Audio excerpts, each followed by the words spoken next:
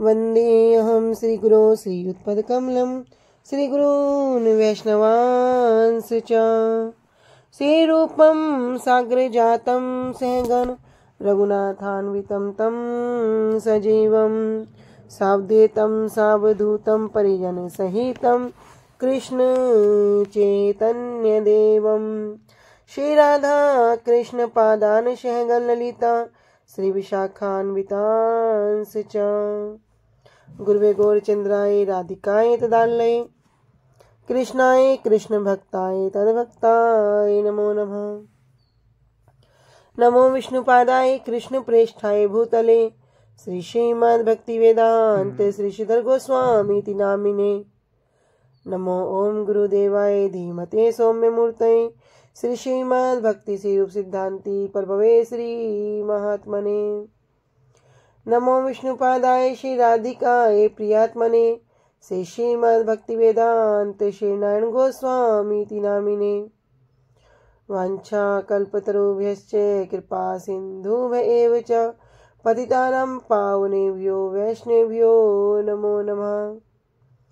पंचतत्वात्मकृष्णं भक्तरूपं स्वरूपकं भक्तावतारं भक्ताख्यं नमामि भक्तशक्तिकं श्रीकृष्ण चैतन्य प्रभु नित्यानंद श्री अद्वैत गदाधर श्रीवासादि गौर भक्त वृंद। हरे कृष्णा कृष्ण कृष्ण हरे हरे हरे राम राम राम हरे हरे। सुप्रभात मेरे परमाराध्यतम गुरुदेव जय विष्णुपाद अष्टोत्तर श्री श्रीमद् भक्ति वेदांत श्री श्रीधर गोस्वामी महाराज जी के श्री अभय चरण सरोज में अनंत कोटि दंडवत प्रणाम ज्ञापित करती हूँ। तदुपरांत मेरे परम गुरुदेव नित्य लीला प्रविष्ट ओम विष्णुपाद अष्टोत्तर श्री श्रीमद् भक्ति श्री रूप सिद्धांति गोस्वामी महाराज जी एवं नित्य लीला प्रविष्ट ओम विष्णुपाद अष्टोत्तर श्री श्रीमद् भक्ति वेदांत श्री नारायण गोस्वामी महाराज जी के श्री अभय चरण सरोज में श्रद्धा पुष्पांजलि अर्पण करते हुए उनसे अहेतु कृपा की वांछा करती हूँ। उपस्थित वैष्णव जन भक्त वृंद सभी को यथा योग्य दंडवत प्रणाम स्वीकार हो। सभी को हरे कृष्णा दंडवत प्रणाम। हरे कृष्णा दीदी दंडवत प्रणाम सभी को।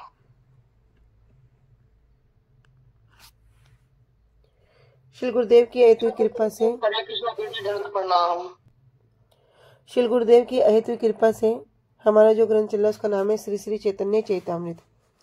श्री श्री चैतन्य चैतामृत ग्रंथ के अंतर्गत हम मध्य लीला त्रयोदश परिच्छेद प्यार संख्या 74 और पेज संख्या पे आ चुके हैं 506 पे।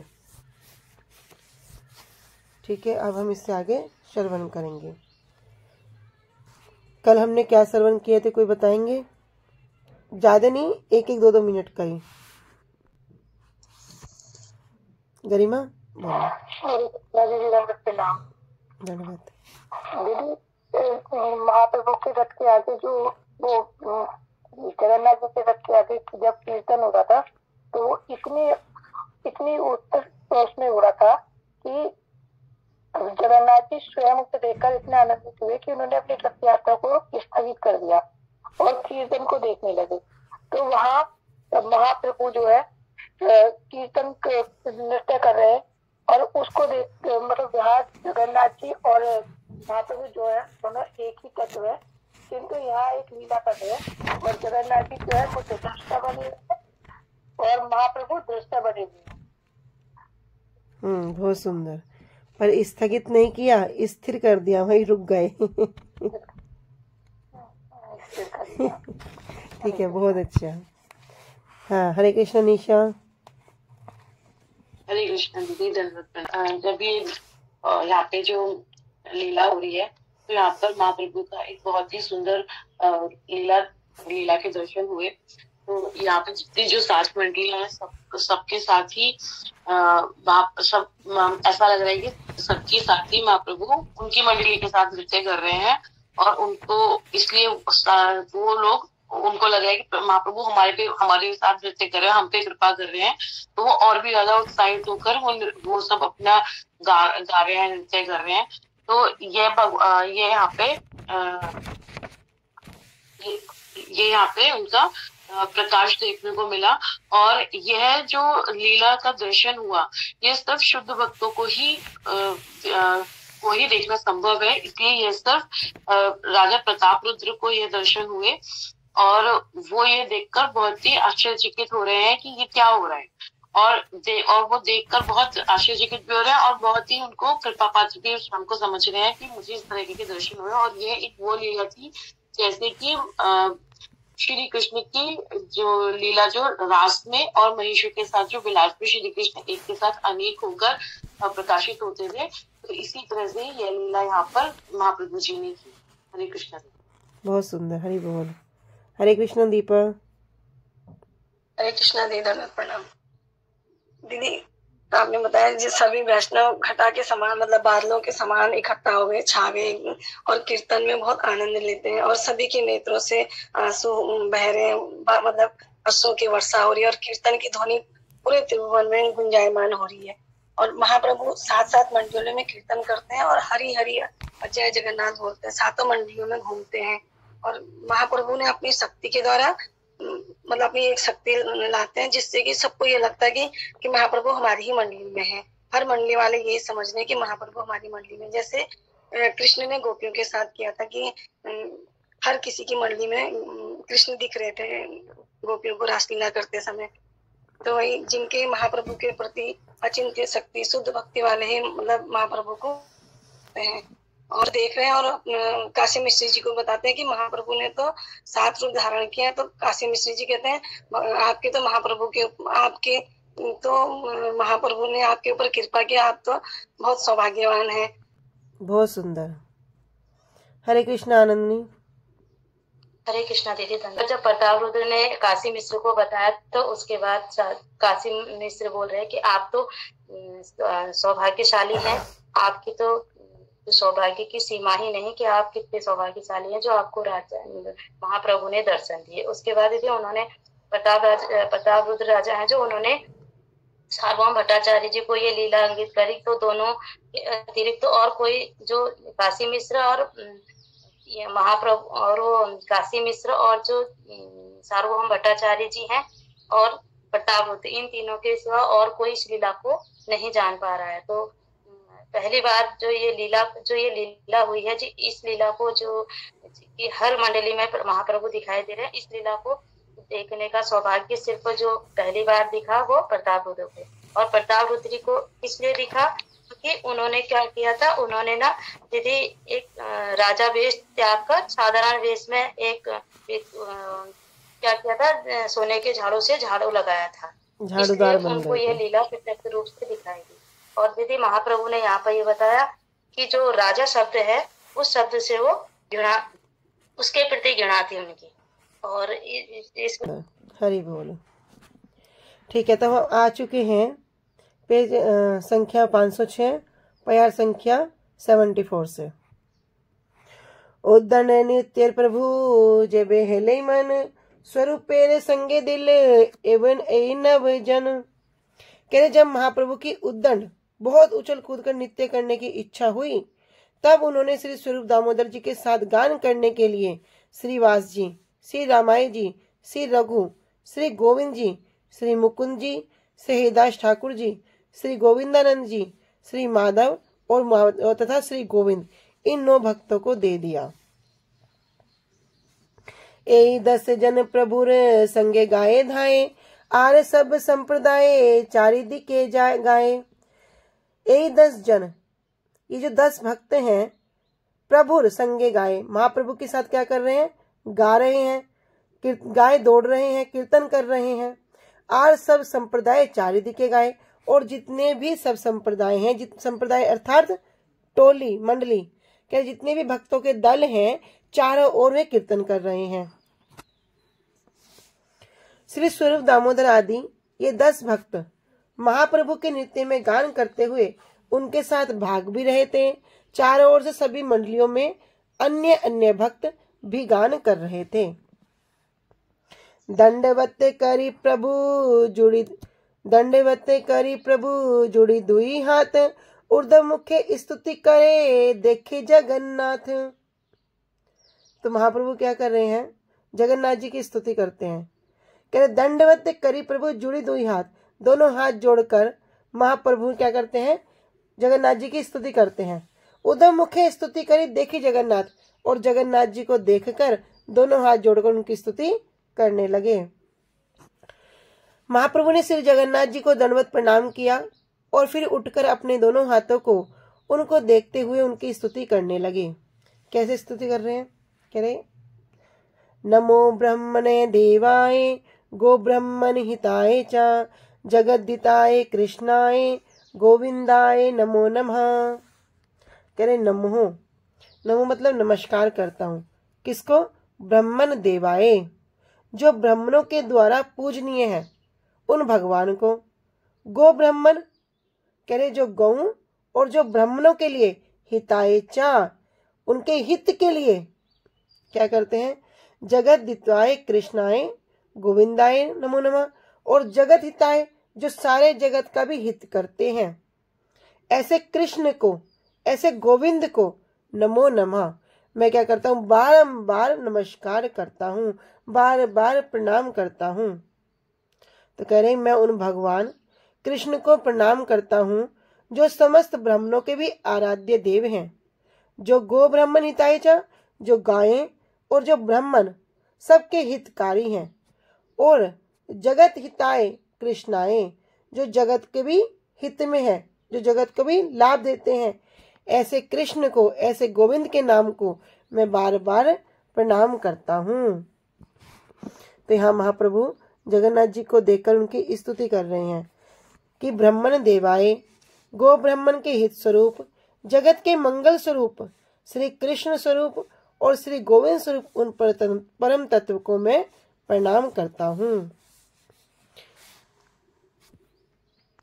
कह रहे ब्राह्मणों के उपास्य गो ब्राह्मण अर्थात गौ आदि सर्व मंगलकारी वस्तुओं के जो हित स्वरूप हैं, जगत के मंगल स्वरूप, श्री कृष्ण स्वरूप और श्री गोविंद स्वरूप उन परम तत्व को भगवान को मैं बारंबार प्रणाम करता हूँ। जयति जयति देवो देवकी नंद असो, जयति जयति कृष्णो वृष्णिवंश प्रदीपः, जयति जयति मेघ श्यामल कोमल अंगो, जयति जयति पृथ्वी भारनासो मुकुंदः। अभी क्या कह रहे हैं, जयति जयति, जय हो, किसकी जय हो, देवो देवकी नंद असो, जो कौन है, देवा, कौन देव, कृष्ण देव भवंतम वंदे, जो पूर्ण पुरुषोत्तम भगवान है, और देवकी नंद असो जो देवकी के पुत्र हैं, पुत्र की भी क्या हो, जय हो। जयति जयति कृष्णो वृष्णि वंश प्रदीपा, करे जय हो, किसकी जय हो, कृष्ण हो, कृष्ण की जय हो, जो कौन है, वृष्णि वंश प्रदीपा जो वृष्णि वंश की ज्योति है। जयति जयति मेघ श्यामल कोमल अंगो, कह रहे जयति जयति जय हो, किनकी जय हो, मेघ श्यामल, जिनके कैसे दिखते हैं, जो भगवान श्याम मेघ की तरह दिखते हैं, कोमल अंगा, और जिनका अंग कैसा है, अत्यंत कोमल है, कमल की भांति कोमल है। जयति जयति पृथ्वी भार नासो मुकुंदा, जयति जयति जय हो, पृथ्वी भार नाशा जो इस संसार को क्या करते हैं, इसको भार से उसको उभारने वाले हैं, मुकुंदहा, और जो मुकुंद है, मुकुंद मतलब मुक्ति ददाती मुकुंदा, जो मुक्ति को देने वाले हैं। तो यह मुक्ति शब्द का तात्पर्य क्या भैया, श्रीमद् भागवतम के अनुसार ही हमें चलना है, मुक्तिर्हित्वा अन्यथा रूपम स्वरूपेण प्रतिष्ठिति, कि भैया अपने स्वरूप में प्रतिष्ठित होना ही मुक्ति है। या सालोक्य, सामीप्य, सारुज्य, सारूप्य, सालोक्य, ये जो 5 प्रकार की मुक्ति है सारष्टी, इनके विषय में नहीं जाएंगे।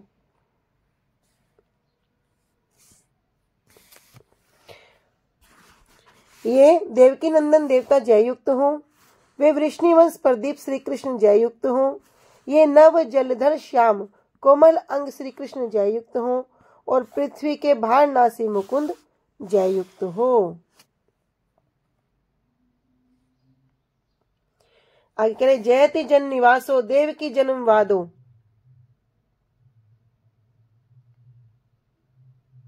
यदु वर परिषत स्वदोर भी अस्यन। अधर्मम स्थिर चर विरजित घना सुस्मिता श्री मुखेन ब्रजपुर वनिता नाम वर्धयम काम देवाम।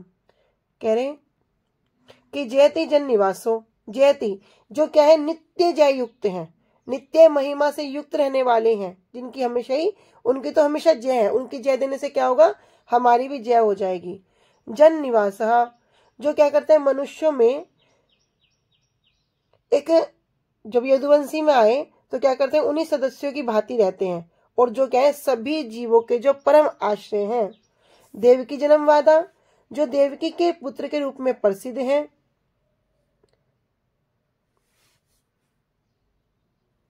जो देवकी के पुत्र के रूप में जाने जाते हैं। यदुवर परिषद यदुकुल के सदस्य या वृंदावन के ग्वालों से जो सेवित हैं। ये सब कौन है, भगवान के नित्य पार्षद हैं, भगवान के नित्य सेवक हैं। स्वदोर भी अपनी भुजाओं के द्वारा क्या करते हैं, अर्जुन जैसे भक्तों के द्वारा उनकी भुजाओं के समान है। अस्यन अधर्मम और क्या करते हैं जो अधर्मी है, जो दैत्य है, उनको क्या करने वाले, मारने वाले हैं।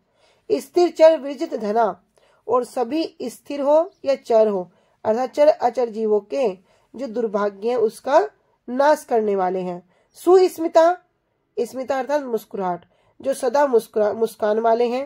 श्री मुखेन अपने सुंदर मुख से ब्रजपुर वनिता नाम वृंदावन की गोपियों की वर्धम कामदेवाम उनकी जो काम है, काम इच्छाओं को क्या करने वाले हैं, वर्धम बढ़ाने वाले हैं।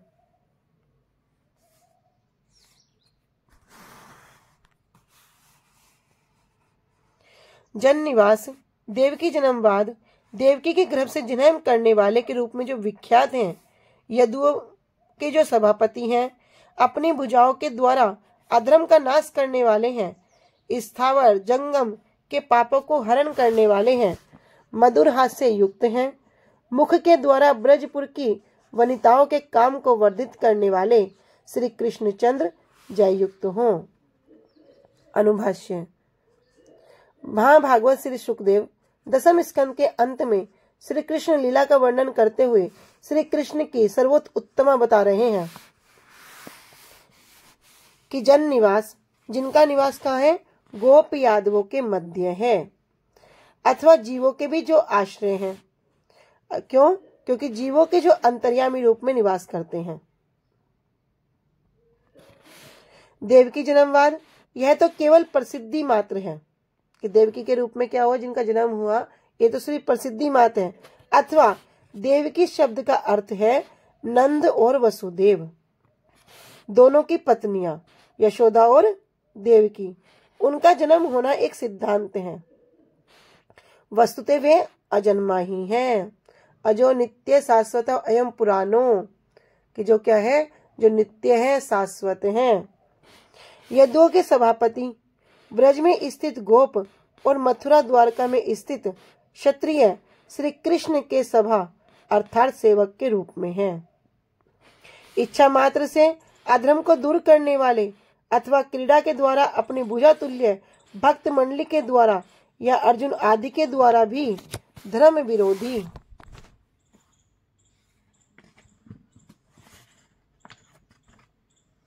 असुर समूह को उखाड़ फेंकने वाले भगवान यदि इच्छा करेंगे तो इच्छा के द्वारा भी क्या कर सकते हैं, सब कार्य करा सकते हैं, अधर्म को दूर कर सकते हैं, या अपने भक्तों के द्वारा भी करा सकते हैं। स्थावर और जंगम जनों के संसार दुख को तथा ब्रज और पूर्ववासी सेवकों के वियोग के दुख को नष्ट करने वाले हैं। ब्रज और पुर की अनुरागनी स्त्रियों के अर्थात गोपियों के कामदेव को जो अभिलाषा रूप है तथा संसार को जीतने की इच्छा करने वाले जो हैं, उनको होने के कारण वे देव रूप हैं। अथवा देव जो अपराकृत तत्व स्वरूप भूत अर्थात स्वयं प्रकाश है, उसको सुस्मित श्रीमुख, जिस मुख में शोभन स्मित, इसमें मतलब मुस्कुराहट, मंद मंद जो मुस्कुराते हैं, तथा उपलक्षण के द्वारा प्रसन्नता और विलास आदि में भी विराजमान है, ऐसे स्वाभाविक शोभायुक्त हास्य वाले मुख के द्वारा वर्धित करने वाले श्री कृष्ण सर्वोत्तम रूप में जययुक्त अथवा विराजमान हो। देखो अब इस स्तुति को कहेंगे, न हम विप्रो न च नरपति न अपि वैश्यो न शूद्रो न हम वर्णी न च गृह प्रतीर्णो वनस्तो यतिर्वा किंतु प्रोधान निखिल परमानंद पूर्णामृत विधेर गोपीर्भृतु पद कमलयोर्दास दासानुदास। तो क्या कह रहे, न अहम विप्रहा, कि मैं ब्राह्मण भी नहीं हूँ, न च नरपति, न मैं कोई राजा हूँ, न मैं कोई क्षत्रिय हूँ, वैश्यो न शूद्रो, न मैं कोई वैश्य हूँ और न ही मैं शूद्र हूँ, न हम वर्णी न च गृह प्रतिनो वनस्तो यतिर्वा, न अहम और न ही मैं वर्णी हूँ, अर्थात किसी भी वर्ण का कोई ब्रह्मचारी हूँ या किसी भी वर्ण का मैं नहीं हूँ, न च गृह प्रतिनो, क्या ना ही मैं गृह प्रतिनो अर्थात गृहस्थ हूँ, न ही वनस्थो, न ही वानप्रस्थ हूँ और न ही यतिर्वा, यतिर्वा अर्थात सन्यासी हूँ, न ही मैं सन्यासी हूँ।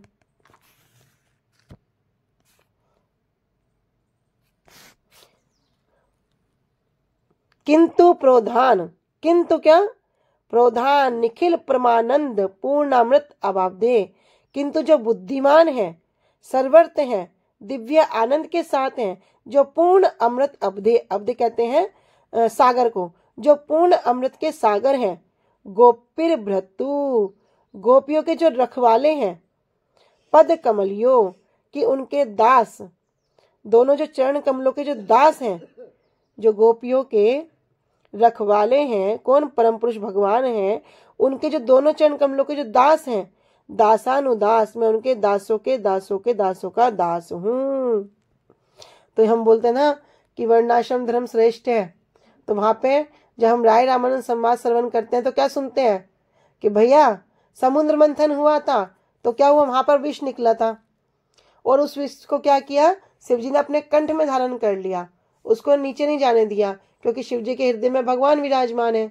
ऐसे ही जब ये राय रामानंद संवाद हुआ, इसको भी बताते हैं ये भी एक समुद्र मंथन है।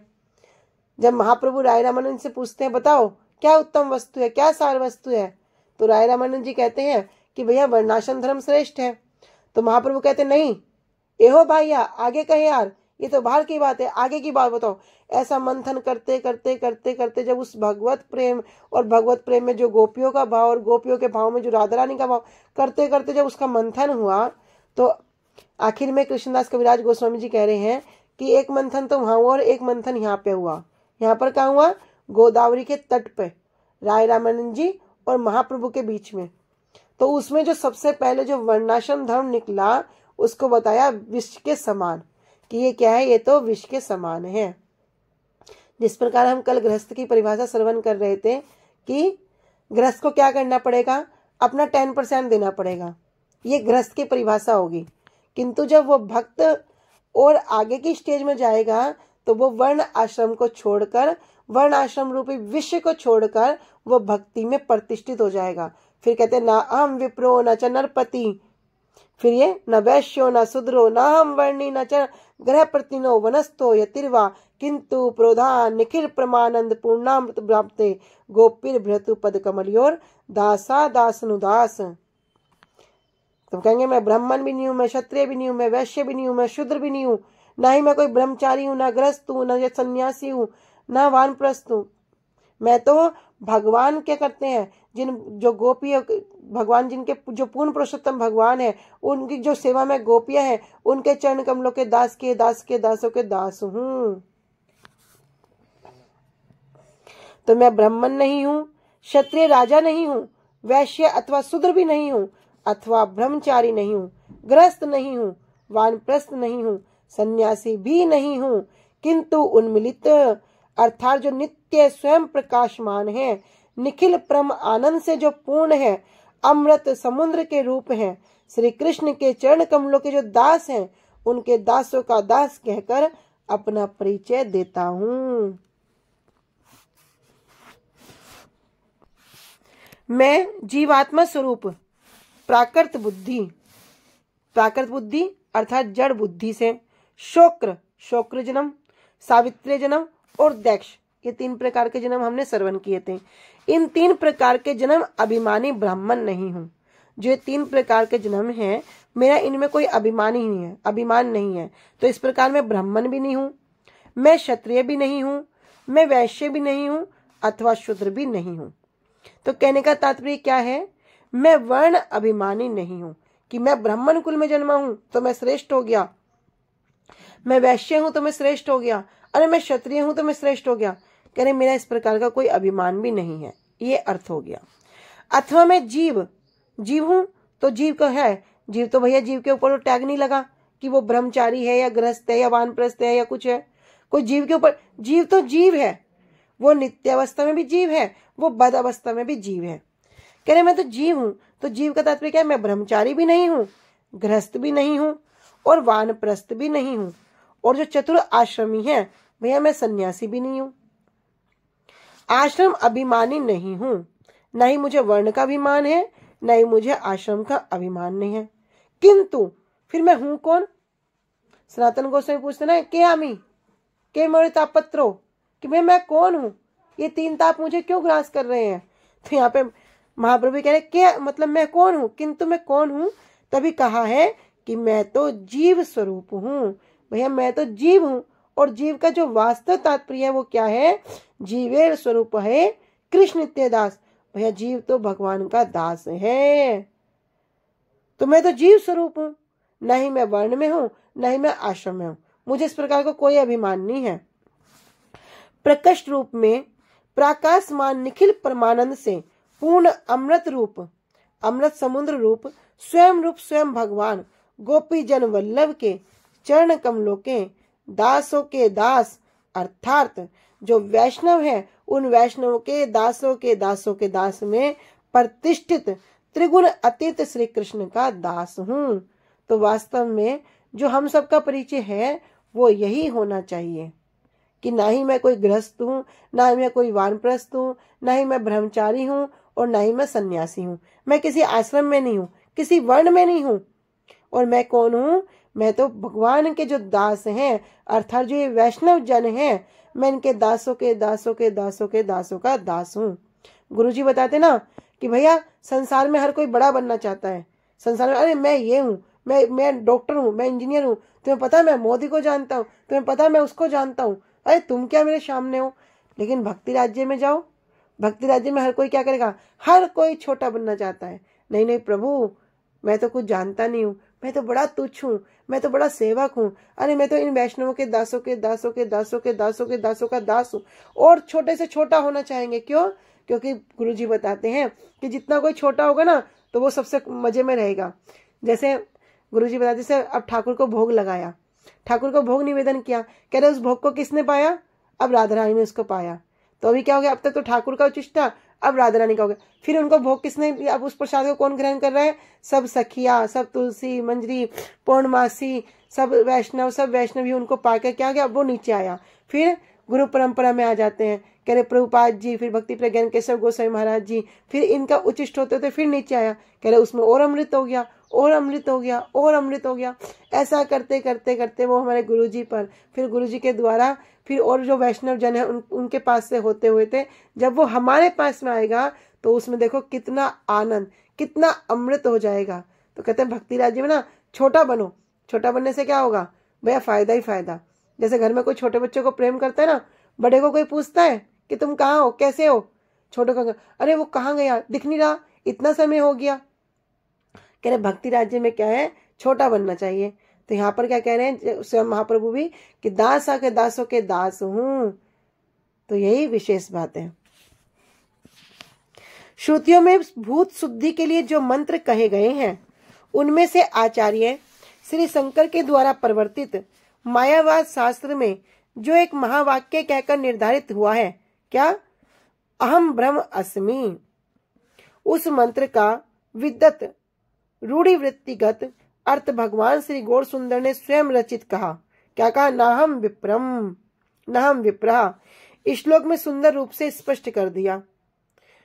जो मायावादी कहते हैं अहम ब्रह्मस्मि, लेकिन यहाँ पर इस श्लोक में कहते हैं नाहम विप्रम। भैया तुम कह रहे कि मैं क्या हूं? मैं ब्रह्म में एक हो जाऊंगा, मैं ब्रह्म स्वरूप हूं। और यहाँ कह रहे नाहम विप्रम कि मैं विप्र भी नहीं हूं। इस श्लोक में सुंदर रूप से स्पष्ट किया है। अर्चन से पूर्व, जिसमें अर्चा का अधिष्ठान सेवन उपयोगी रूप में परिणत होता है। तो अभी हम श्रवण करते हैं, अर्चन से पहले इस श्लोक को बोलते हैं, उच्चारण करते हैं। उसके लिए ही भूत शुद्धि की आवश्यकता है। तो जब कोई भूत शुद्धि करता है तो ये श्लोक का पाठ करता है।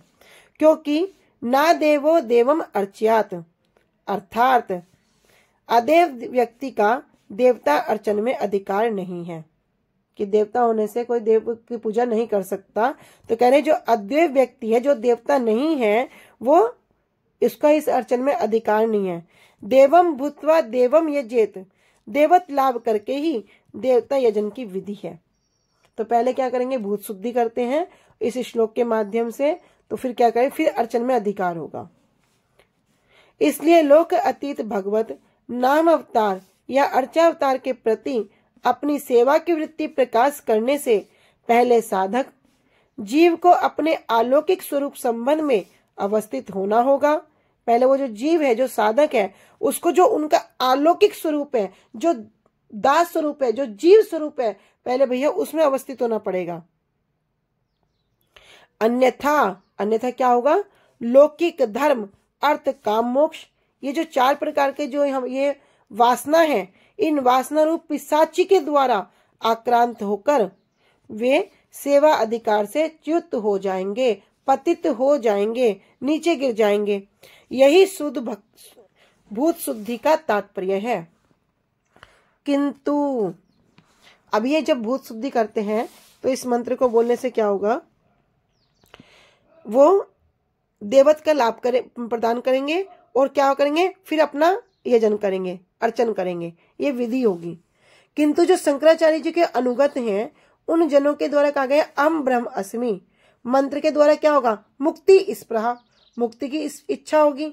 तो वो मुक्ति स्पृहा रूप पिशाची का आह्वान करेंगे और ऐसा आह्वान करने पर भूत शुद्धि वहां से बहुत दूरी पर अवरुद्ध हो जाती है। अगर किसी ने बोला अहम ब्रह्मस्मि, तो वे क्या कर रहे हैं? वे तो जो 5 प्रकार की मुक्ति है, सालोक के समीपी की बात तो छोड़ दो, सायुज्य पे ही रह जाते हैं। कह रहे ब्रह्म में एक होना, सायुज्य मुक्ति। तो उसी मुक्ति को पाने का जब आह्वान करेंगे तो जो भूत शुद्धि है, जो वास्तव में जो शुद्धि है, वो बहुत दूर हो जाएगी। ज्ञानी जीवन मुक्त दशा पाइनो करी माने, वस्तुतः बुद्धि शुद्ध नहीं कृष्ण भक्ति विने। कह रहे उनका जो ब्रह्म ध्यान है वह ब्रह्म होकर स्वयं ब्रह्म का प्रत्याग करने के लिए ही है, ब्रह्म पूजन के उद्देश्य से नहीं है। भगवान का कोई पूजन का उनका उद्देश्य नहीं है। किंतु श्रुति में कहा गया है ब्रह्मेव सन ब्रह्मपति।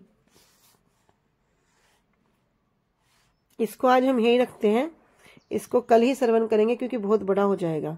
ये पैराग्राफ पूरा कर लेते हैं बस, कि ब्रह्म पूजन के उद्देश्य से नहीं है। किंतु श्रुति में क्या कहा गया है? ब्रह्मेव सन ब्रह्म आप्योति, ब्रह्म होकर ही ब्रह्म की प्राप्ति होती है।